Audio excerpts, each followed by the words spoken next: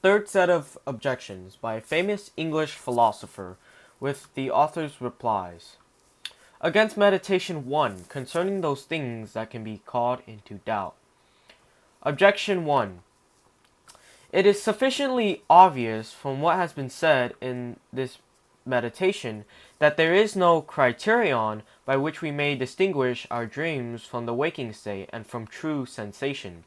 And for this reason, the phantasms we have while awake and using our senses are not accidents inhering in external objects, nor do they prove that such objects do in fact exist. Therefore, if we follow our senses without any other process of reasoning, we will be justified in doubting whether anything exists. Therefore, we acknowledge the truth of this meditation. But since Plato and other ancient philosophers have discussed this same uncertainty in sensible things, and since it is commonly observed that there is a difficulty in distinguishing waking from dreams, I would have preferred the author, so very distinguished in the realm of new speculations, not to have published these old things. Reply. The reasons for doubting, which are accepted here as true by the philosopher, were proposed by me as merely probable, and I made use of them not to peddle them as something new, but partly to prepare the minds of readers for the consideration of matters geared to the understanding and for distinguishing them from corporeal things, goals for which these arguments seem to me wholly necessary, partly to respond to these same arguments in subsequent meditations, and partly also to show how firm those truths are that I later proposed, given the fact that they cannot be shaken by these metaphysical doubts, and thus I never sought any praise for recounting them again.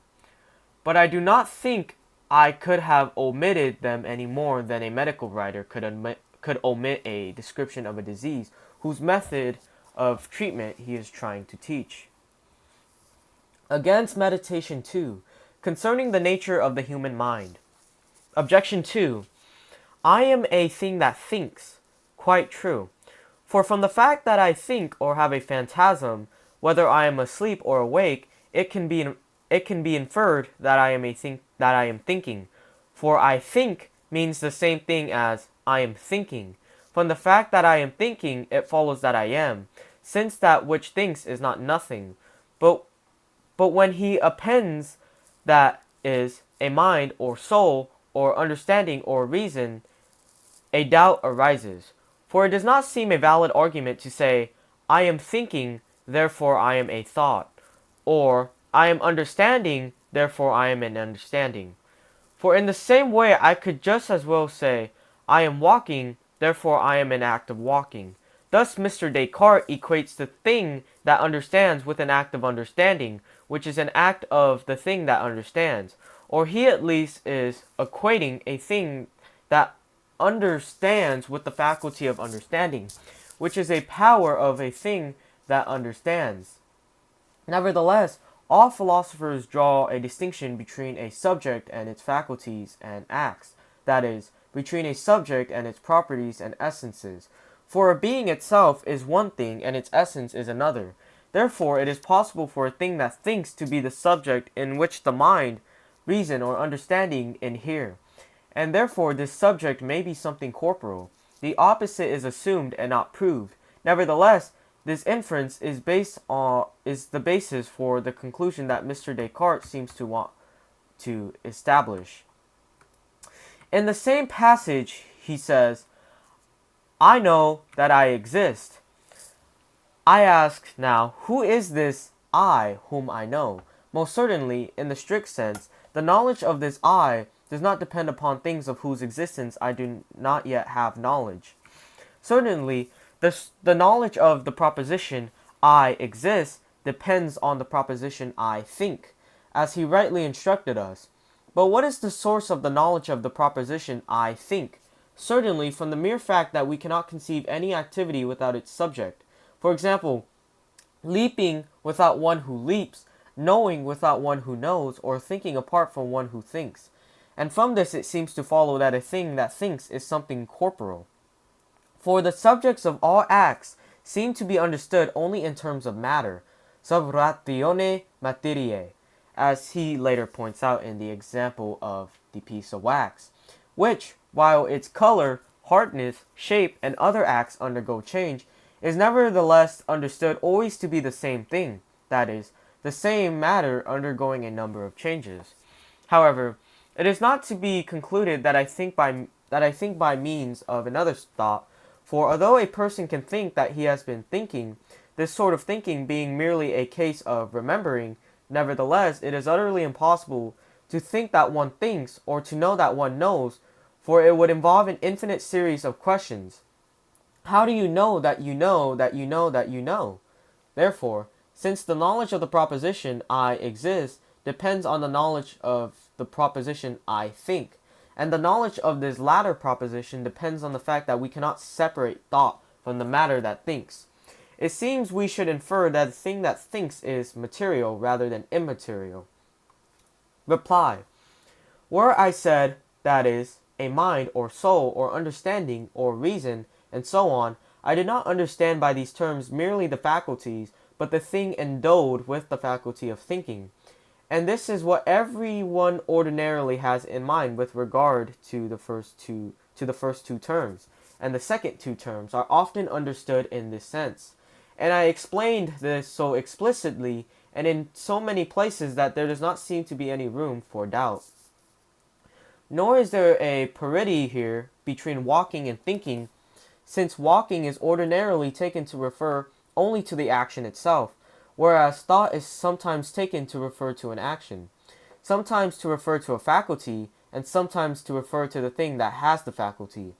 Moreover, I am not asserting that the thing that understands and the act of understanding are identical, nor indeed that the identity of the thing that understands and the faculty of understanding are identical. If understanding is taken to refer to a faculty, but only when it is taken for the thing itself that understands. However, I also freely admit that I have used the most abstract terminology possible to signify the thing or substance, which I wanted to divest of all that did not belong to it, just as, contrariwise, the philosopher uses the most concrete terminology possible, namely subject, matter, and body, to signify a thing that thinks, in order to prevent its being separated from the body. But I am not concerned that it may seem to someone that the philosopher's way of joining several things together may be more suitable for finding the truth than mine, wherein I distinguish each single thing as much as possible. But let us put aside verbal disputes and talk about the matter at hand. He says that it is possible for a thing that thinks to be something corporal, but the contrary is assumed and not proved. I did not at all assume the contrary, nor did I use it in any way as a basis for my argument. Rather, I left it completely underdetermined until the sixth meditation, where it is proved. Then he correctly says that we cannot conceive any act without its subject, such as an act of thinking without a thing that thinks, since that which thinks is not nothing. But then he adds, without any reason at all, and contrary to the usual manner of speaking and to all logic, that hence it seems to follow that a thing that thinks is something corporal. For the subjects of all acts are surely understood from the viewpoint of there being a substance, sub ratione substantiae, or even, if you please, from the viewpoint of there being matter, sub ratione materiae, which is metaphysical matter. But it does not follow from this that it must be understood from the viewpoint of there being bodies, sub ratione corporum. However, logicians and people in general are wont to say that some substances are spiritual while others are corporal. And the only thing I proved by means of the example of the piece of wax was that color, hardness, and shape do not belong to the essence rationem formalem of the wax. For in that passage I was treating neither the essence of the mind nor that of the body. Nor is it relevant for the philosopher to say here that one thought cannot be the subject of another thought, for who besides him has ever imagined that it could be? But, to explain the matter briefly, it is certainly the case that an act of thinking cannot exist without a thing that thinks, nor in general any act or accident without a substance in which it inheres. However, since we do not immediately know this substance itself through itself, but only through its being a subject of certain acts, it is quite in keeping with the demands of reason and custom for us to call by different names those substances that we recognize to be subjects of obviously different acts or accidents, and afterwards to inquire whether these different names signify one and the same thing. But there are certain acts which we call corporeal, such as size, shape, motion, and all the other properties that cannot be thought of apart from their being extended in space. And the substance in which they inhere we call body. Nor is it possible to imagine that it is one substance that is the subject of shape and another substance that is the subject of movement from place to place, and so on. Since all these acts have in common the one feature of being extended, in addition there are other acts which we call cogitative, such as understanding, willing, imagining, sensing, and so on, all of which have in common the one feature of thought or perception or consciousness, but the substance in which they inhere, we say, is a thing that thinks, or a mind, or any other thing we choose, provided we do not confuse it with corporeal substance, since cogitative acts have no affinity to corporeal acts, and thought, which is the feature they have in common, is utterly different in kind from extension, which is the feature ratio the others have in common. But after we have formed two distinct concepts of these two substances, it is easy from what has been said in the sixth meditation to know whether they are one and the same or different. Objection 3. Which of these things is distinct from my thought? Which of them can be said to be separate from myself? Perhaps someone will answer this question thus: I myself who thinks am distinct from my act of thinking, and, though surely not separated from me, my act of thinking is nevertheless different from me, just as leaping is different from the one who leaps, as has been said before. But if Mr. Descartes were to show that he who understands and his understanding are one and the same, we shall lapse into the parlance of the schools. The understanding understands, the sight sees, the will wills, and by an exact analogy, the act of walking, or at least the faculty of walking, will walk. All of this is obscure, untoward, and most unworthy of that astuteness which is typical of Mr. Descartes. Reply: I do not deny that I who think am distinct from my act of thinking, as a thing is distinct from a mode. But when I ask, what then is there that is distinct from my act of thinking, I understand this to refer to the various modes of thinking that are recounted there, and not to my substance. And when I add, what can be said to be separate from myself, I have in mind simply that all those modes of thinking are within me.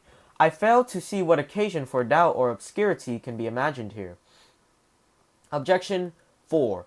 It remains then for me to concede that I do not grasp what this piece of wax is through the imagination, rather I conceive it through the mind alone. There is a tremendous difference between imagining, that is, having some idea, and conceiving with the mind, that is, concluding by a process of reasoning that something is or exists. But Mr. Descartes has not explained to us the basis for their being different. Even the ancient peripatetic philosophers have taught clearly enough that a substance is not perceived by the senses, but is inferred by means of arguments. But what are we to say now, were reasoning perhaps merely the joining together and linking of names or designations by means of the word is? It would follow from this that we draw no conclusions whatever by way of argument ratione about the nature of things. Rather, it is about the designations of things that we draw any conclusions, that is, whether or not we in fact join the names of things in accordance with some convention that we have arbitrarily established regarding the meanings of these terms. If this is the case, as it may well be, then reasoning will depend upon names, names upon imagination, and imagination perhaps, as I see it, upon the motions of the corporal organs. And thus the mind will be nothing but movements in certain parts of an organic body. Reply. I have explained here the difference between imagination and a concept of the pure mind, when in the example of the piece of wax I enumerated those things in the wax that we entertain in our imagination, and those that we conceive with the mind alone. But I also explained elsewhere how one and the same thing, say a pentagon, can be understood by us in one way and imagined by us in another. However, in reasoning there is a joining together not of names, but of things signified by these names. And I marvel that the contrary could enter anyone's mind, for who doubts that a Frenchman and a German could come to precisely the same conclusions about the very same things, even though they conceive very different words? And does not the philosopher bring about his own undoing when he speaks of conventions, pactus, that we have arbitrarily established regarding the significations of words? For if he admits that something is being signified by these words, why does he not want our reasonings to be about this something that is signified, rather than about mere words? And certainly, by the same license which he concludes that the mind is a motion, he could also conclude that the sky is the earth, or whatever else he pleases. Against Meditation 3, concerning God. Objection 5. Some of these thoughts are like images of things. To these alone does the word idea properly apply. As when I think of a man, or a chimera, or the sky, or an angel, or God, when I think of a man, I recognize an idea or an image made up of shape and color, concerning which I can doubt whether or not it is the likeness of a man. And likewise, when I think of the sky, when I think of a chimera, I recognize an idea or an image, concerning which I can doubt whether or not it is the likeness of some animal that does not exist, but that could exist, or that may or may not have existed at some other time. But a person who is thinking of an angel at times observes in his mind the image of a flame, at other times the image of a beautiful little boy with wings. It seems certain to me that this image bears no resemblance to an angel, and thus is not the idea of an angel, but believing that there are creatures who minister unto God, who are invisible and immaterial, we ascribe the name angel to this thing that we believe in and suppose to exist. Nevertheless, the idea under which I imagine an angel is composed of the ideas of visible things. It is the same with the sacred name God. We have neither an image nor an idea of God, and thus we are forbidden to worship God under the form of an image, lest we seem to conceive him who is inconceivable.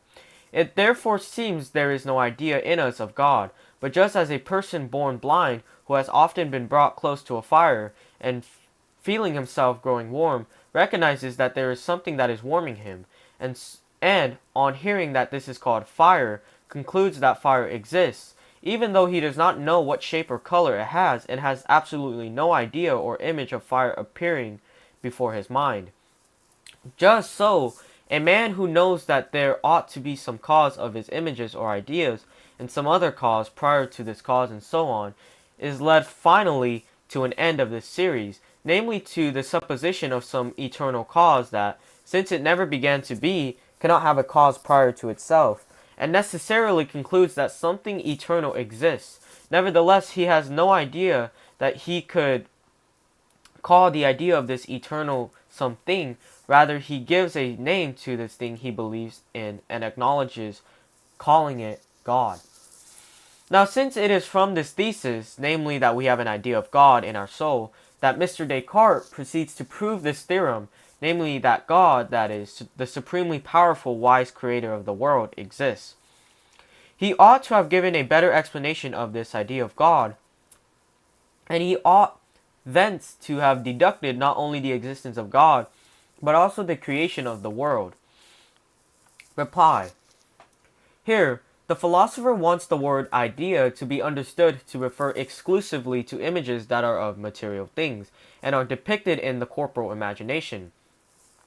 Once this thesis has been posited, it is easy for him to prove that there is no proper idea of an angel or of God. But from time to time throughout the work, and especially in this passage, I point out that I take the word idea to refer to whatever is immediately perceived by the mind, so that when I will or fear something, I number those very acts of willing and fearing among my ideas, since at the same time I perceive that I will and fear. And I used this word because it was common practice for philosophers to use it to signify the forms of perception proper to the divine mind. Even though we acknowledge that there is no corporal imagination in God, moreover, I had no term available to me that was more suitable. However, I think I have given a sufficient explanation of the idea of God to take care of those wishing to pay attention to my meaning, but I could never fully satisfy those preferring to understand my words otherwise than I intend. Finally, what is added here about the creation of the world is utterly irrelevant to the question at hand. Objection 6. Again, there are other thoughts that take different forms. For example, when I will or fear or affirm or deny, there is always something that I grasp as the subject of my thought, yet I embrace in my thought something more than the likeness of that thing.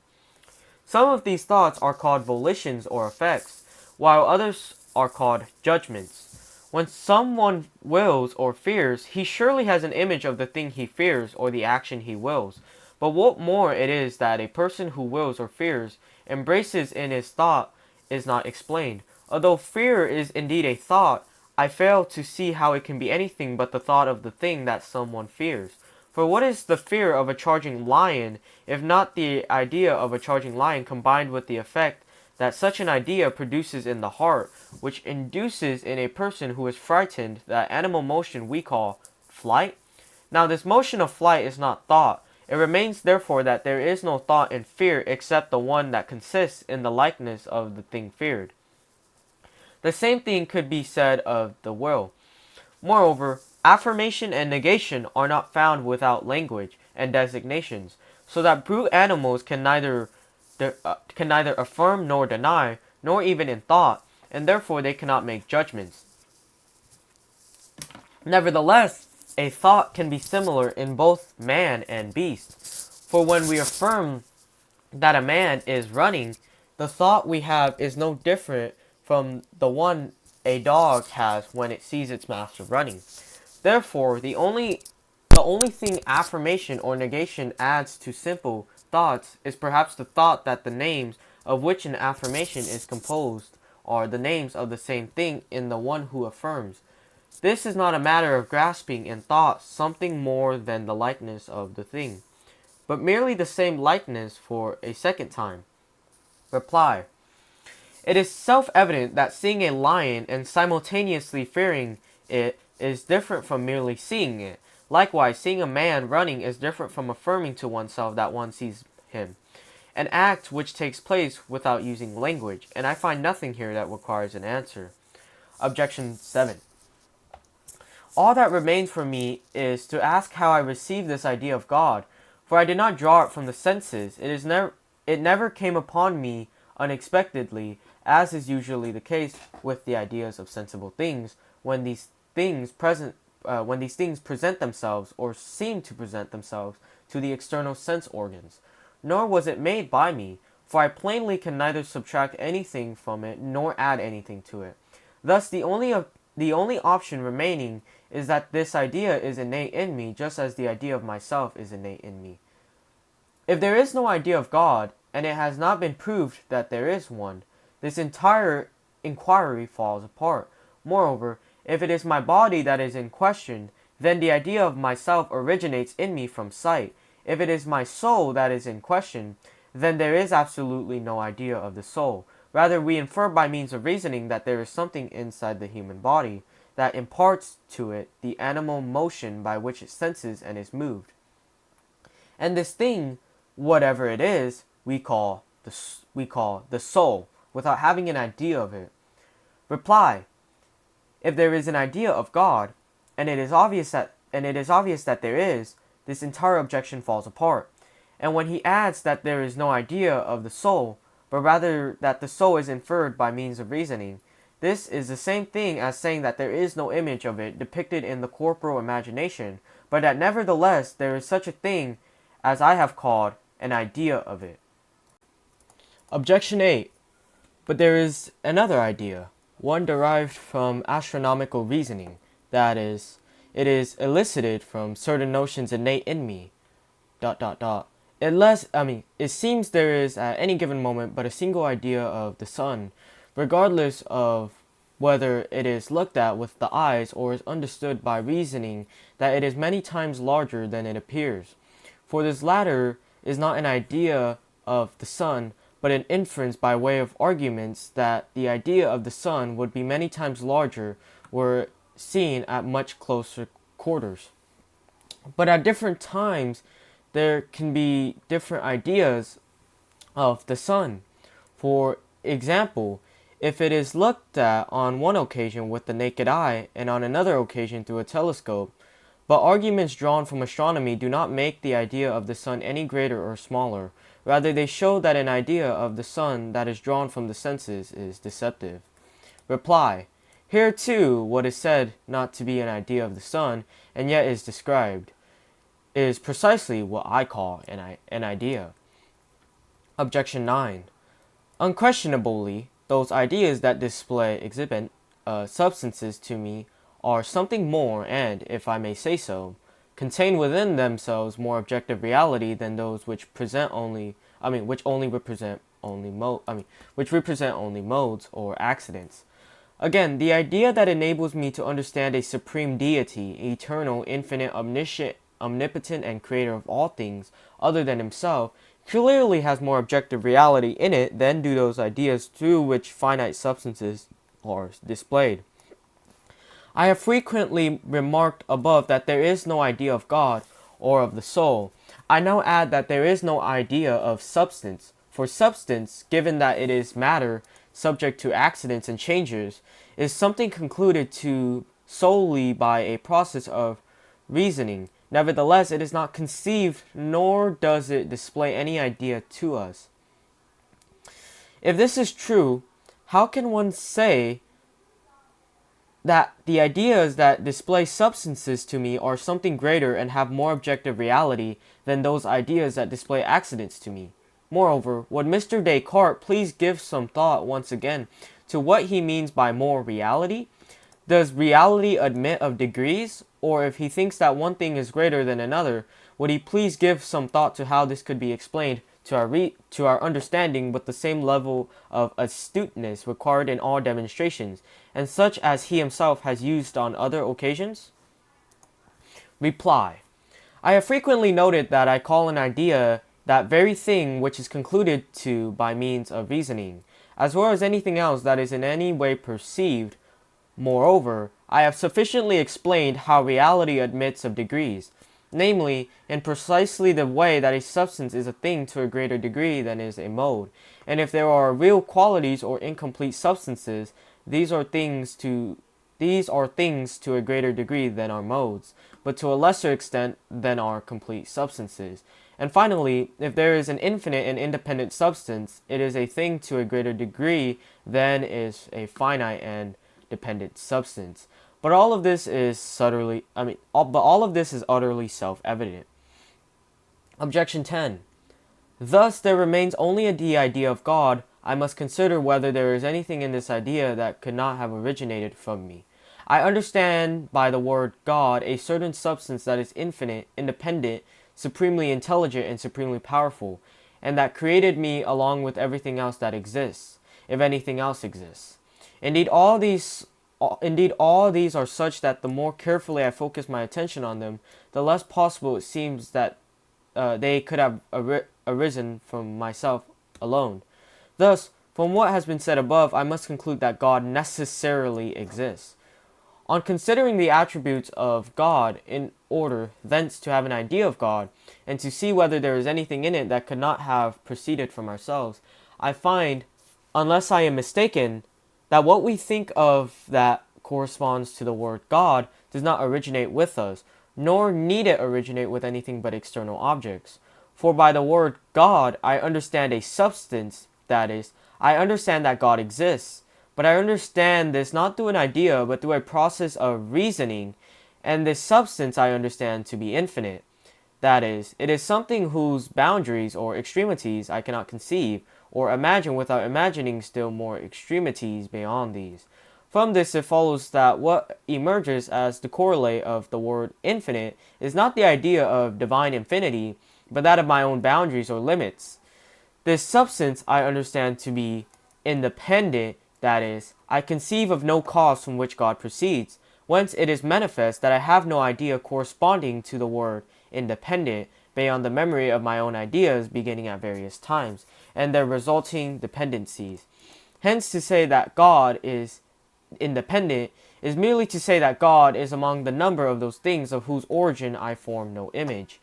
In like manner, saying that God is infinite is tantamount to our saying that he is among the number of those things whose limits we do not conceive. And thus any idea of God is out of the question. For what sort of idea is it that has neither origin nor boundaries? God is called supremely understanding, I ask here. Through what idea does Mr. Descartes understand God's act of understanding? God is called supremely powerful. Again, through what idea do we understand power which is of things yet to come, that is, of things that do not exist? Certainly I understand power from the image or memory of past actions, concluding to it, thus, something did thus, and so, therefore it was able to do it. And therefore, if it exists as the same thing, it will again be able to thus, and so. That is, it has the power to do something. Now, these are all ideas that are capable of having arisen from external objects. God is called the creator of all that exists. I can conjure up for myself some image of creation out of what I have observed, such as a man being born or his growing from something as small as a point to the shape and size he now possesses. No one has any other idea corresponding to the word creator. However, to prove creation, it is not enough to be able to imagine that the world was created. And thus, even if it were demonstrated that something infinite, independent, supremely powerful, and so on exists, it still does not follow that a creator exists, unless someone were to believe it is correct to infer from the fact that something exists which we believe to have created all other things, that the world has therefore been at some time created by him. Moreover, when he says that the idea of God and of our soul is innate in us, I would like to know if the souls of those in a deep sleep are thinking. If they are not, then during that time they have no ideas, whence no idea is innate, for what is innate is always present. Reply. Nothing that we ascribe to God can originate from external objects, as from an exemplar, since nothing in God bears any resemblance to things found in external, that is, corporal things. However, if we think of something that is unlike these external objects, it obviously does not originate from them, but from the cause of that diversity in our thought. And I ask here how our philosopher deduces his conception of God's understanding from external things, but I easily explain the idea I have of God's understanding by saying that by the word idea, I understand everything that is the form of some perception. For who is there that does not perceive that he understands something? And thus who is there that does not have that form or idea of an act of understanding? And by the indefinitely extending it, does not form an idea of the divine act of understanding? And the same applies to the rest of God's attributes. But we used the idea of God that is in us to demonstrate God's existence. And such immense power is contained in this idea that we understand that, if in fact God does exist, it would be contradictory for something other than God to exist without having been created by him. And because of these considerations, it plainly follows, from the fact that his existence has been demonstrated, that it has also been demonstrated that the entire world, that is, all the things other than God that exist, have been created by him. Finally, when we assert that some idea is innate in us, we do not have in mind that we always notice it. For in that event, no idea would ever be innate, but only that we have in ourselves the power to elicit the idea. Objection 11. The whole force of the argument rests on the fact that I recognize that it would be impossible for me to exist being of such a nature as I am, namely, having in me the idea of God, unless God did in fact exist. God, I say, that same being, the idea of whom is in me, Since, therefore, it has not been demonstrated that we have an idea of God, and since the Christian religion requires us to believe that God is inconceivable, that is, as I see it, that we have no idea of him, it follows that the existence of God has not been demonstrated, much less the creation. Reply. When it is asserted that God is inconceivable, this is understood with respect to a concept that adequately comprehends him. But I have repeated ad nauseum how it is we have an idea of God, and nothing at all is asserted here that weakens my demonstrations. Against meditation 4. Concerning the true and the false. Objection 12. Thus, I certainly understand that error as such is not something real, but rather is merely a defect, and thus there is no need to account for my errors by positing a power given to me by God for the purpose. It is certain that ignorance is merely a defect, and that there is no need for some positive faculty of being ignorant, but it is not so obvious in the case of error, for it seems that stones and inanimate objects are incapable of erring, simply because they lack the power of reasoning and imagining. Hence the obvious conclusion is that the faculty of reasoning, or at least that of imagination, is needed in order to err. But both of these are positive faculties bestowed upon all those and only those who err. Moreover, Mr. Descartes asserts as follows. I note that these errors, that is to say, my errors, depend on the simultaneous concurrence of two causes, the faculty of knowing that is in me, and the faculty of choosing, that is, the free choice of the will. But this seems to contradict what had been said previously. It surely ought to be noted here that the freedom of the will has been assumed without proof, and in opposition to the position taken by the Calvinists. Reply. Even though in order to err one needs a faculty of reasoning, or rather of judging, that is, of affirming and denying, since error is a defect on the part of this faculty, still it does not therefore follow that this defect is something real, any more than blindness is something real. Although stones are not said to be blind simply because they are incapable of sight, and I marvel that as yet I have not come across a single legitimate argument in these objections. Now regarding freedom, I made no assumptions here except what we all experience within ourselves. This is most evident by the light of nature, and I fail to understand why it is said that this passage is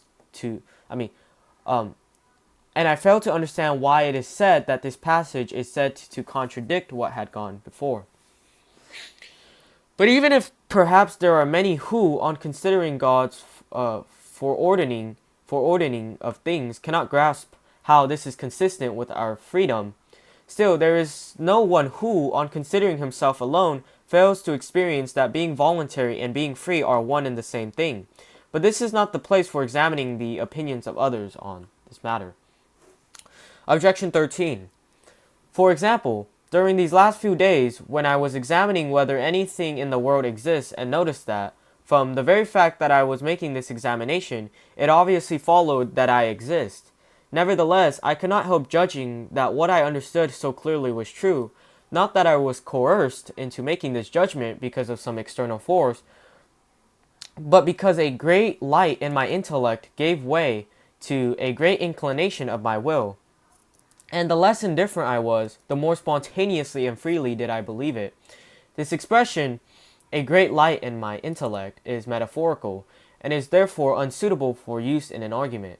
However, anyone who is free of doubt has pretensions of possessing such a light, and has no less a tendency of the will to affirm what he does not doubt than does the person who really does have knowledge. Hence this light can be the reason why someone obstinately defends or holds fast to an opinion, but not the reason why he knows his opinion to be true.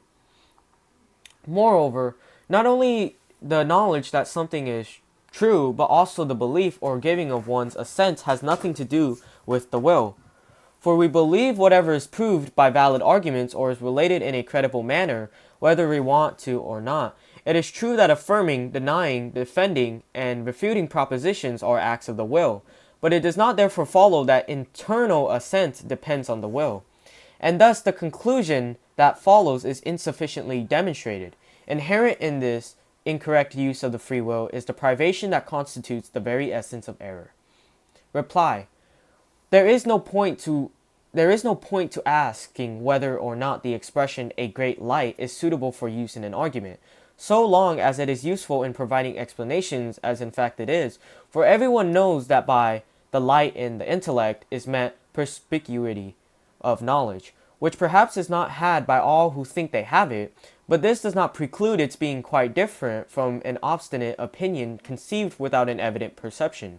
However, when it is asserted here that we give our assent to things we clearly perceive, whether we want to or not, this is tantamount to saying that we seek a good that is clearly known, whether we want to or not, for the expression "or not" has no place in such matters, since it entails that we do and do not will the same thing. Against Meditation 5, concerning the essence of material things. Objection 14. For example, when I imagine a triangle, even if perhaps no such figure exists outside my thought anywhere in the world, and never has, the triangle still has a certain determinate nature, essence, or form which is unchangeable and eternal, which I did not fabricate, and which does not depend on my mind. This is evident from the fact that various properties can be demonstrated regarding this triangle. Were the triangle to exist nowhere in the world, I fail to understand how it has a nature. For what exists nowhere does not exist and therefore has no being, esse, or nature. The triangle in the mind takes its origin from a triangle we have seen, or else from one conjured up from ones we have seen.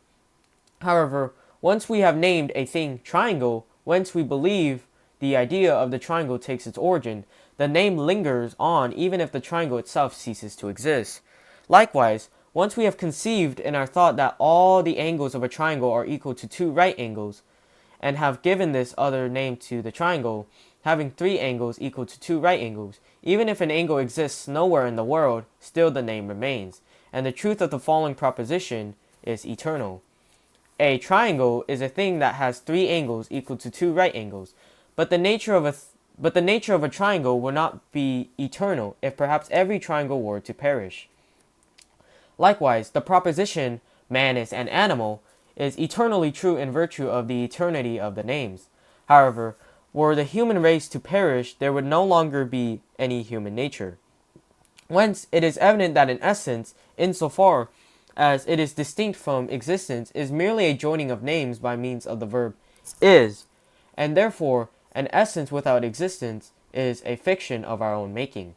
And it seems that as the mental image of a man is to a man, so essence is to existence, or as the proposition "Socrates is a man" is to the proposition "Socrates is or exists, so the essence of Socrates is to his existence. But when Socrates is non-existent, "Socrates is a man" signifies merely a joining of names, and the word "is" or "exists" basically means the image of the unity of a thing that has 2 names. Reply: the distinction between essence and existence is known to all, and this talk about eternal names as opposed to concepts or ideas of an eternal truth has already been adequately refuted. Against Meditation 6, concerning the existence of material things. Objection 15. But since God has given me no faculty whatsoever for making this distinction, that is, whether or not ideas are emitted from bodies, but instead has given me a great inclination to believe that these ideas issue from corporeal things, I fail to see how God could be understood not to be a deceiver, and if these ideas were to issue from a source other than corporeal things, and consequently corporeal things exist.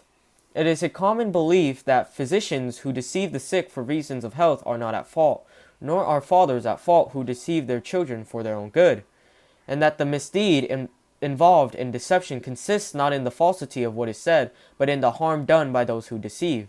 Hence let Mr. Descartes consider whether this proposition is universally true. In no instance can God deceive us, for if it is not universally true, then the conclusion "therefore corporeal things exist" does not follow. Reply: my conclusion does not require what we could in no way be deceived, for I have readily granted that we are often deceived, but that we are not deceived when our error would attest to a desire to deceive on the part of God, something that is repugnant to him. Once again, here is another poor argument. Final objection.